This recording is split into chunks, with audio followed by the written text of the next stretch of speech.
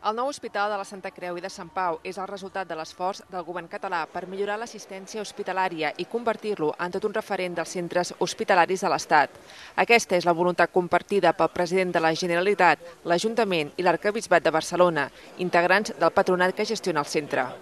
En el marc de la inauguració del nou hospital, el president José Montilla ha destacat la important inversió que ha fet el govern català, 293 milions d'euros, per construir i equipar aquest edifici. Que aquest esforç inversor no només el fem en salut, sinó que també s'està fent en carreteres, en escoles, en presons, en sanejament d'aigües i en tantes altres coses.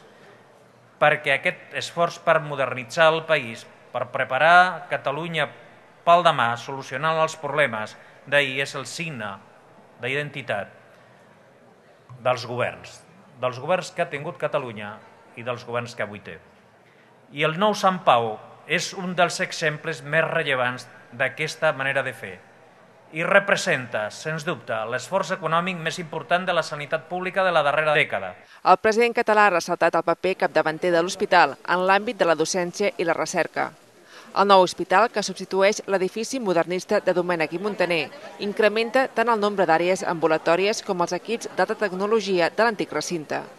Un fet que li permetrà tenir més capacitat per atendre un major nombre de pacients.